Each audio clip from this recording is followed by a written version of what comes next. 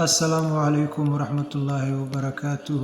دمان داوديال وان idin salaamay meel kastoo daafaha dunida ka joogtaan. akoonkan waxaan ku soo gudbiyaa adkaarta adciyada asmaullahi alxusna iyo qur'aanul kariim. insha Allah inta haddaad danaynayso falowna soo dhe si faa'iido fara badan aad u hesho, like-tana noogu qurxi, comment wanaagsanna noo soo bixiya. maanta waxaanu soo qaadanaynaa qiso ku saabsan laa xawla walaa quwwata illaa billah. waxaa jiray nin milyaneer ahaa, kadibna dhulka galay hal mar. aad buu u murugooday ninkii, heer wuxuu gaaray uu reerkiisii takaaliiftiisii iska bixin waayo, yacnii waxyaabihii nafaqaadka ee reerka looga baahnaa uu iska bixin waayo. laakiin wuxuu ahaa nin ilaahay ku xidhan oo musalli ah, tukado shantiisa salaadood, adkaartiisana akhristo. asagoo iska mahmuum ayaa maalin wuxuu la kulmay sheekhii masaajidka imaamka ka ah. markaasuu yidhi, arrimihii buu u sheegay. wuxuu yidhi, niyow arrimahaas ay ku dhacay, xaaladeydu waa iska noocaas. wuxuu yidhi, niyow horta nin wanaagsan baa tahay, salaada waad nala tukataa, shanta salaadoodba jamaacadaad ku tukataa. waxaan kuu dardaarmayaa oo keliya 2 arrimood inaad samayso. 2 dikri marnaba afkaaga ha ka qaadin buu yidhi.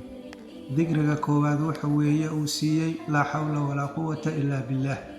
ku celceli buu dhahay, waxba ha tirinin. dikriga labaad uu siiyena waxa weeye salliga nebiga.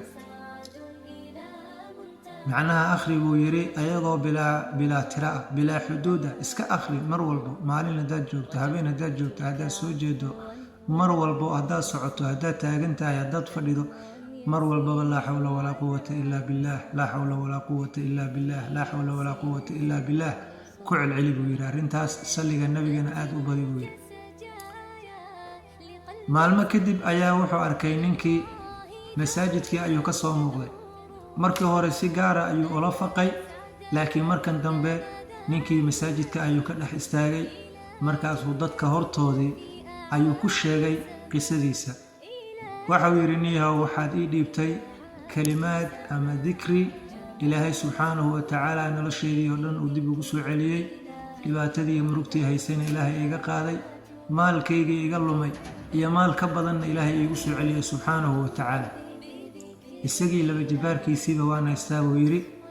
marka taasna mahaddeeda ilaahay baa iska leh. ilaahayna waxa soo raaca adiga oo igu maaragtaaye ii sheegay ayaa mahadda labaadna iskale buu yidhi.